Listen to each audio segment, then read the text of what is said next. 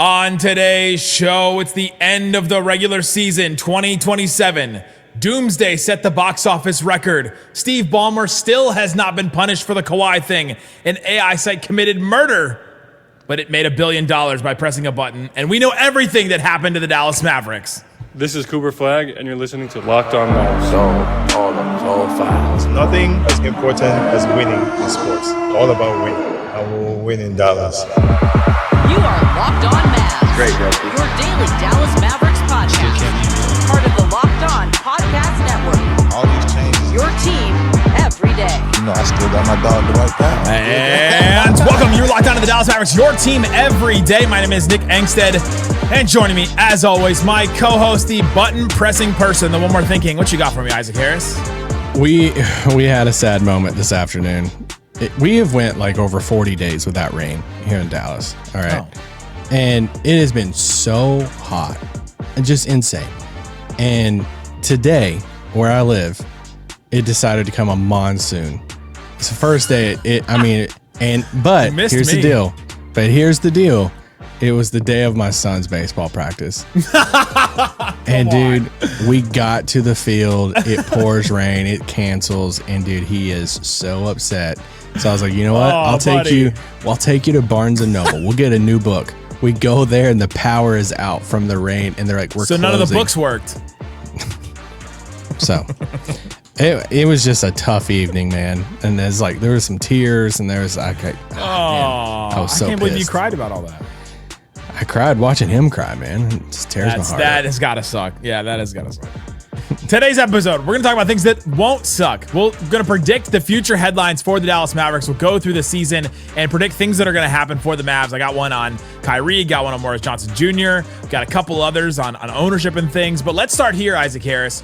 We're going into the All-Star break, or near the All-Star break, and there's something that could happen to the Dallas Mavericks that you predict that could happen for them, for Kyrie, for Cooper, and all that. Okay, we're doing some fun headlines of like what's happening around the team if this headline is true. Yeah. So I'm not saying it's like, hey, this is 100%. This is exactly what I think is happening, but they're coming off the road trip to Denver. From Denver, it's like a one trip to Denver on February 4th. They're coming back. Utah is coming into town. It's a 4-game home stand. With Utah and the Clippers, Spurs, Portland. Vibes are great.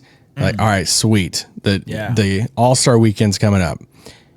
The Mavericks are 4th in the West. Cooper Flagg and Kyrie Irving are like in the top vote getters for the All-Star game that's coming up. What is the story around the Mavericks? Like what are the talking points? And what is the direction that they're going at that point? The storyline is that everybody this is a generational jump for Cooper Flagg. I think. Because I think it's spearheaded by him, and then Kyrie becomes the second. I think he becomes the second All-Star in this scenario, where your team is so good that Chris Middleton makes the All-Star team when Giannis has gotten that team to a certain point, right? Like Klay makes it with the Warriors, like Draymond makes it with the Warriors, because there's a little ride in the coattails. They're good enough on their own for sure, but if they were just leading their own team, they wouldn't necessarily make the All-Star team. And so I think that's what would have to go. It's a generational jump for Cooper Flagg. He goes from really good player to top 15 player in the NBA, where we're going, it's all coming together for him. That floater is incredible. The 3-point shot is above league average in there. That's the thing that came along for him. His defense is solid and great because the rest of the team around him is better defensively. We're just looking at Cooper Flagg going, oh man, everything that Dusty Mays' offense wants Cooper Flagg to do, he can do, and it's all running on all cylinders for him. Yeah, so in this scenario, the Mavericks, like I said, are 4th in the West. Both of those guys are looking like they're going to be all-stars. And I look at the jump that Cooper would have to make if this is the case. And it's you look at, I know we did this with Luka, but you look at the jump that LeBron made from year 1 to year 2. And it's LeBron averaged around 20 points. Just looking at points per game, you look at it, LeBron rookie season was around 20, jumped up to 27 in year 2. If Cooper jumped up to 27, was an all-star, LeBron was an all-star in year 2. Kyrie is back to like that full form. I think bigger picture, it is like, oh crap. So like, are the talking points of, are the Mavs for real? Is this kind of fool's gold? Are we talking like long-term extension for Kyrie? What is there an all-in move that they look at and say, dude, we're so good right now. We have the pieces. We have the first round picks. We're going for it right now. Like we want to do this now. And they throw in those contracts and picks and add a third big name next to Kyrie and Cooper and saying, screw that. We're doing this now. I would be fascinated to see what they would do. Do they do that, or do they do what the Pistons did last year and just kind of like, hey, we've got a really good thing going. Let's not break this up. Let's keep these young guys together. We're building around this young core. Let's stay the course and just go from I don't know there. what course the Pistons are on right now. Well, their course was going great until Jalen Duren decided that he should get all NBA money because he made all NBA. How dare that man? He was also a goose egg in the playoffs, but yeah, right. But like this would be this is the top end scenario, and I think in this scenario, if they're fourth in the West, you're talking about several injuries happened. Maybe like Jokic and Luka both went down, so those teams plummeted. In some way, where it'd be something crazy like that would have happened for the Mavs to jump up to these spots, because I don't expect them to be fourth in the West. I don't think you do. I don't think you do either. No. But if everything goes right, Kyrie plays a ton of games. Cooper Flagg jumps up to all NBA type level, like a LeBron did in year 2, like a Luka did in year 2. Then we could be talking about that. Yeah, because I think collectively, when you just talking to other like media people, like when you looking at some of the like win total projections, it's like the ceiling for the Mavericks this year is, a lot of people are not seeing that very high. I think even us saying, hey, I think it's like a play-in or sneaking into the playoffs is higher than a lot of people's like projections for them. So being like top 4 in the West would be a massive jump and a massive surprise for a lot of people. But it's fun to talk about, like what would have to happen for them to be there. To get to like 500, you only have to add 15 wins to this team from everything that went bad last year. Doesn't seem 15's a lot. But it's a lot. It's a lot of jump. But you didn't have Kyrie last year. You lost a lot of clutch games last year. Lost a lot of clutch games. Cooper Flagg in year 2. Dusty May, different coach, which could be a good thing, could be a bad thing in terms of wins. I think they added a lot of depth this season too. They got shooting. They added shooting, which they did not have at all last year. I think we're also probably talking about some kind of leap for one of these guys. There was a Max Christie, a Zachary Reese-Shea, Baberovich is good right away. Yeah, Larry is good right away. Maybe Sasser takes a lead. I think one of those guys would also have to take some kind of lead for this to happen. Yeah, for sure. Yeah, welcome to Dallas, Tark. He's been over in Turkey, and when Polikitis was on the show a few weeks ago, he was like, we were talking about the best shooters on the team. He's like, hey, I haven't got to see Tark yet. He's still been in Turkey, hadn't been here with the guys yet, but Mavs and stuff posting of Baberovich there in the locker room, and he's in Dallas. So welcome to Dallas. Number. Yeah, got Naji's number. Naji, obviously switched numbers, so 13 was open. 13 is kind of a weird number for the Mavericks historically. Like you get Steve Nash, you get Corey Brewer, Delonte West, Josh McRoberts. Remember that one? Let's go. Obviously Jalen Brunson. Yeah. Markieff Morris and Naji Marshall. And there's a bunch of other. I didn't realize Markieff. Well, I guess we never really saw that number, but just in 2023. Yeah, there's a bunch of random ones. Doug Christie, another one that wore 13 for the Mavs. Wow. Yeah. I didn't realize that one. That'll take you back. But that's a future headline that could happen. The Mavs are 4th in the West. Kyrie and Cooper are both headed to the All-Star game because they're leading vote getters. Everybody's around the Mavericks is freaking out because, oh my gosh, this is the season from heaven. You talk about seasons from hell a lot. We don't talk a lot about seasons from heaven that happen to teams, but it does happen to teams sometimes where everything just comes together and all of a sudden you're, come together. The Pistons kind of last year were that team where just everything came together, and that came together in 16 wins. I mean, that's huge, but so that could happen. Coming up, Morez Johnson Jr. factors into that in some way, and my headline for him is that he will rise to number 1 in the rookie ladder at some point. I'll tell you why. Come on.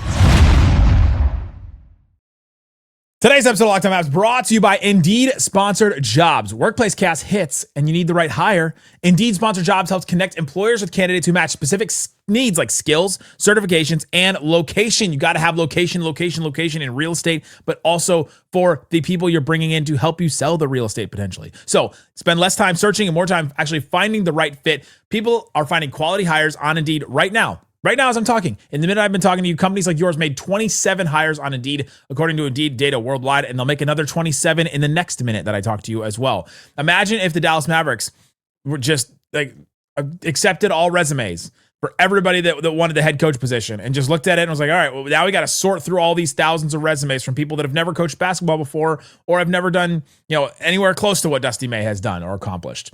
Imagine that. Well, you don't have to do that with your job. You can find exactly who you want by interviewing the right candidates, check all the boxes, less stress, less time, more results. And right now you can get a $75 sponsored job credit to help get your job the premium status it deserves at Indeed.com/podcast. Again, go to Indeed.com/podcast right now and support our show by saying you heard about Indeed on this podcast, Locked On Mavs. Indeed.com/podcast. Terms and conditions apply. If you need to hire, this is a job for Indeed Sponsored Jobs.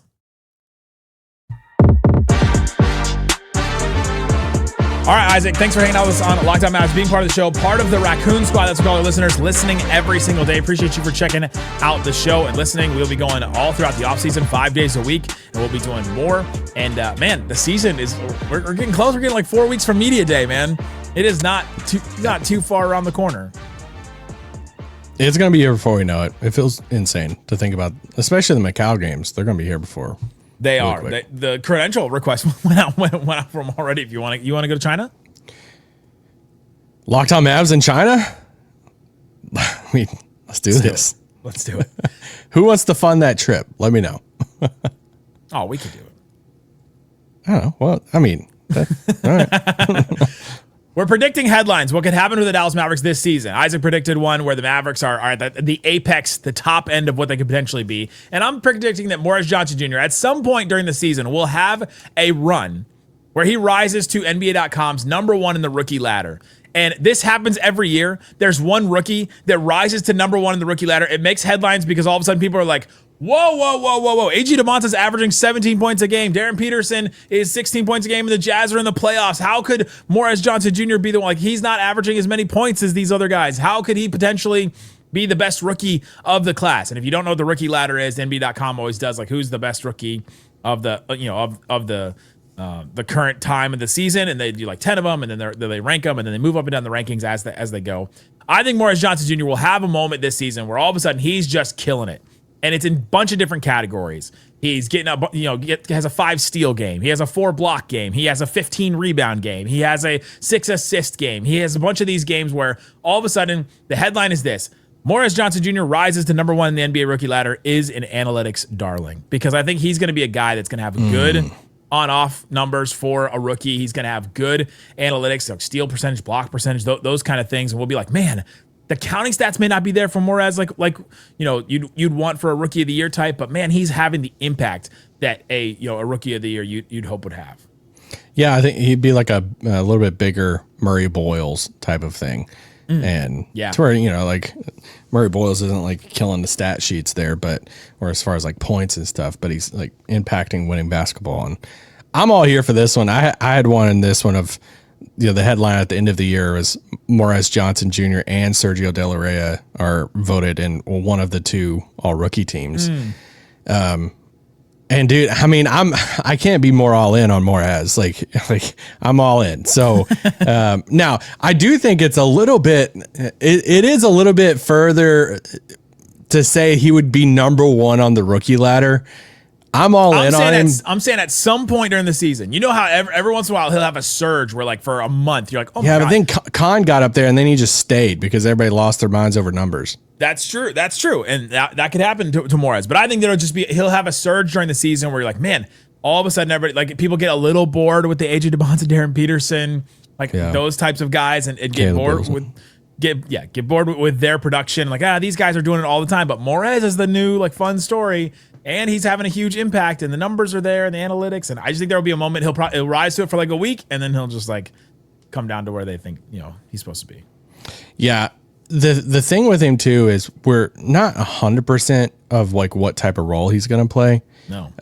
Is he, with Lively and Gafford still on the team right now, and obviously Cooper and PJ and stuff. So it's like, is he going to play the 4? Is he going to play the 5? Is he going to split times at both those positions with other bigs or pick and pop big? So I'm just excited to see him and Cooper play together. And I'm with you. I think he's going to quickly establish himself as, he's a winning basketball player. Like, he's going to make the winning plays. He's going to do all the dirty. But he's going to be, I want to be careful too. I don't want to pigeonhole him into he's just going to get out there and do the dirty work stuff like an Isaiah Stewart. He's better than Isaiah Stewart. So it is, I'm excited. I'm with you on that one.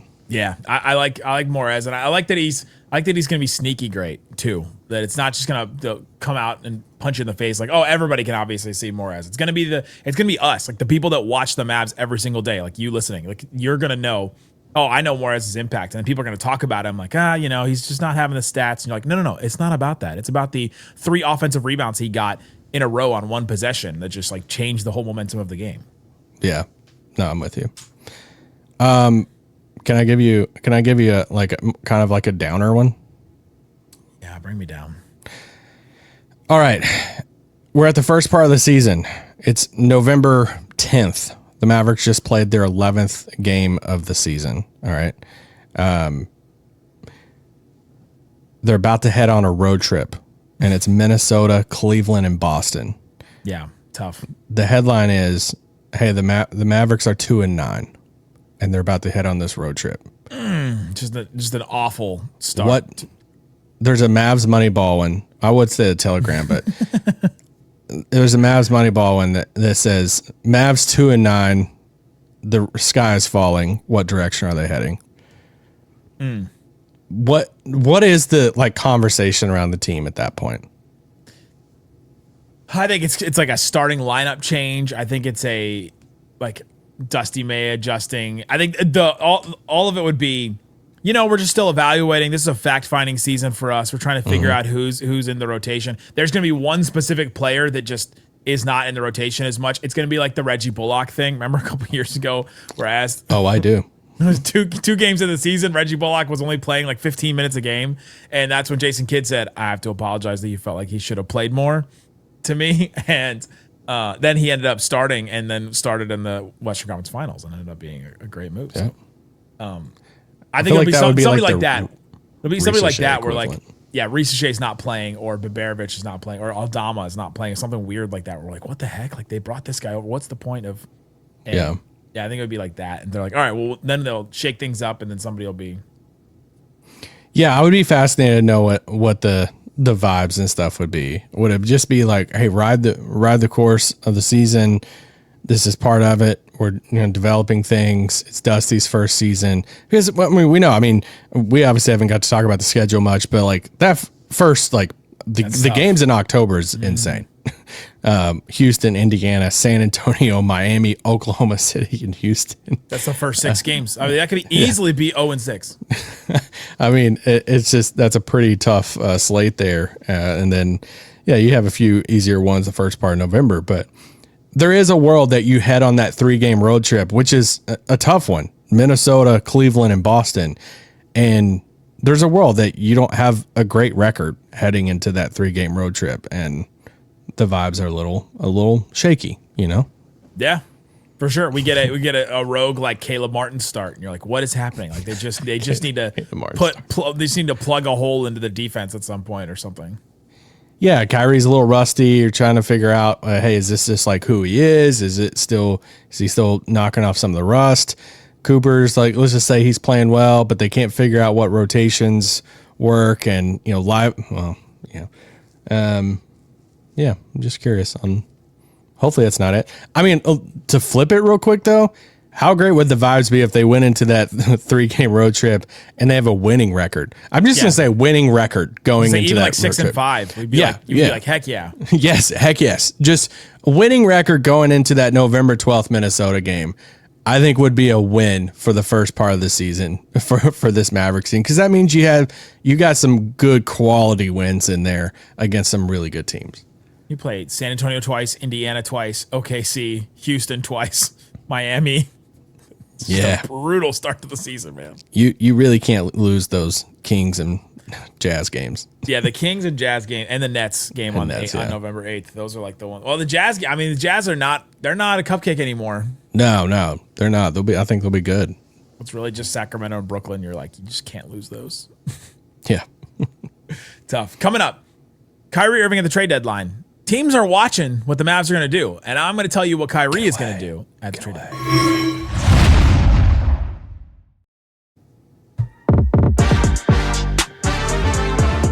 All right, Isaac, we're talking about predicting headlines for the Dallas Mavericks throughout the season. I'm going to predict one. The NBA trade deadline comes and goes. The clock strikes, 5 p.m. or whatever it is, and we're like, the trade deadline is over. No more trades can be made. The trickle-down trades have happened, and Kyrie Irving has not been traded. The headline is this. This is why Kyrie Irving rejected several trade offers at the deadline. That'll be the headline, because I think it will be on Kyrie.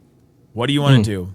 How do you want to proceed? Do you have all these offers from these teams? Houston, whoever else comes in and needs a guard, needs somebody to lift them a little bit.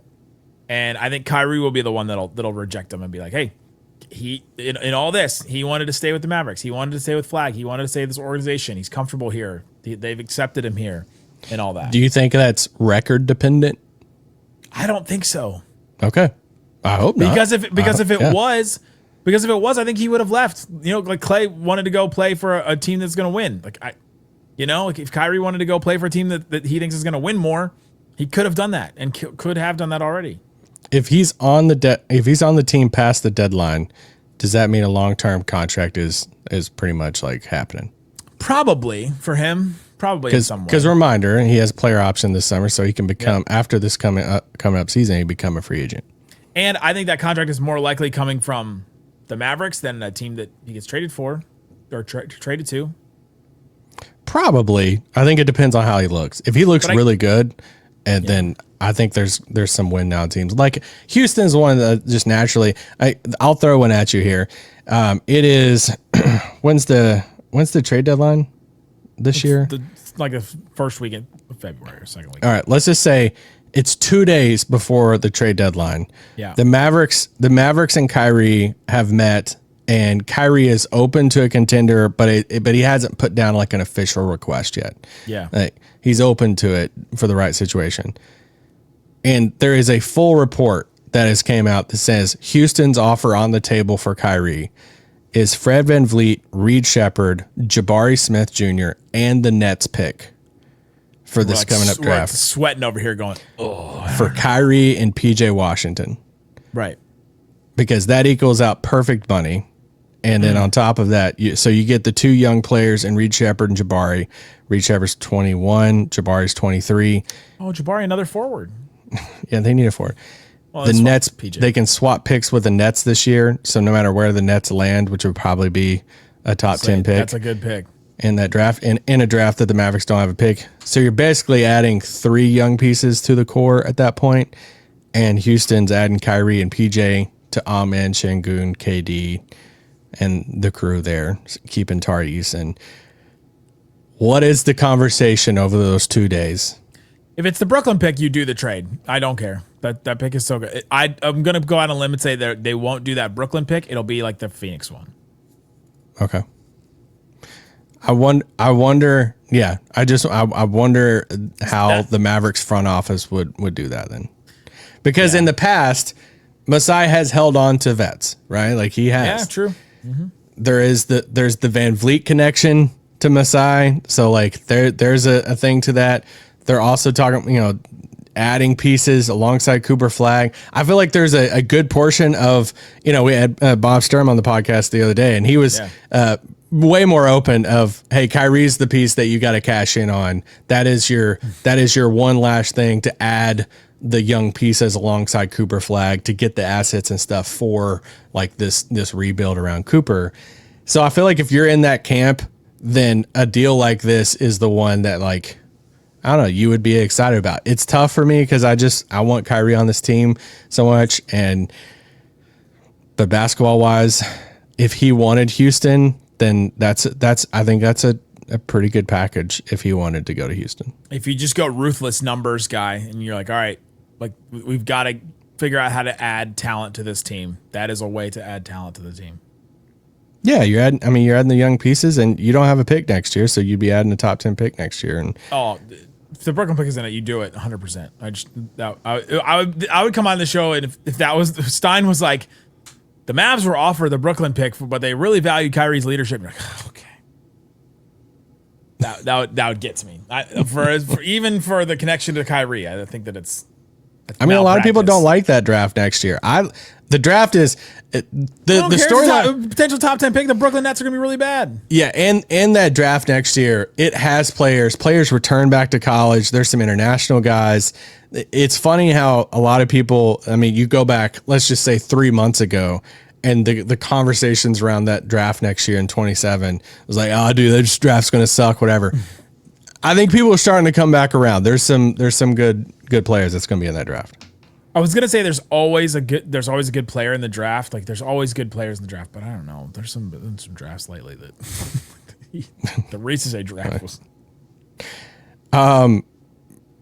Should I bring out another one right now? Can I throw? We're late. Yeah, we're late enough in the show for you to do the one that you're thinking about doing. All right, it's late November. Let's just say it's a Monday in between the Sunday and Tuesday game. They just played at Utah. They're on the road, and a report comes out says Miriam Adelson has accepted a bid from the Hunt family and Mark Cuban to buy the Mavericks for $6.3 billion. That's the trendy thing right now, is to resell the team you just bought. I know. That's the Lakers just did it. What's the conversations around that? I think there'd be a weird, like, Mark Cuban is back celebration. Not weird, but it would just be like a Mark Cuban is back celebration type thing, because the Mavs fans that bemoaned Mark Cuban not being part of the front office anymore after 20 years of complaining about Mark Cuban was very funny to me. It's like you never know what you got until it's gone kind of thing. But yeah, and to have to have Dan Hunt as part of it, owner of FC Dallas, and many other things would be. Yeah. Anyway, I've just been thinking about all this. I mean, feels like it's every week now at this point that some professional owner is cashing in on some money here. Then it also would be like, what do we do at the new arena? Like, what's going on with that? What's going on with did they fail in their attempt to get gambling legalized? So then they're just done with the whole idea of the resort casino arena, that whole thing. Like that dream is dead. So then there'd be a lot influx after that. That'd be the next headlines, I think. That's true. Yeah. There's another one. There's another owner one in this I came across. Tom Dundon has a leaked email that says ChatGPT can do 90% of the job of a GM after he fired their GM. Only if Bill Simmons reads it, ChatGPT. Yeah, Portland fires their GM. This is in like February. Portland fires their GM, and there's a leaked email from Dundon that says ChatGPT can do 90% of a GM's job. Portland's analytics department has become one guy in ChatGPT. Yeah, he's got a Claude account, and he's like, dude, that's all you need. He's got Claude on one screen, Gemini on another screen. He's just running models, all the time. All right, we'll do a couple more a little bit later today. We'll do one more thing where I got some more. I got another one on Baberovich. I got one on Reese Shea. You got a couple more that we'll do. Yeah. So we'll get into all those a little bit later today. Predicting the headlines for the Dallas Mavericks. Subscribe wherever you're listening, watching this. Follow Locked On Mavs on social media. Thanks so much for listening to Locked On Mavs. Peace out.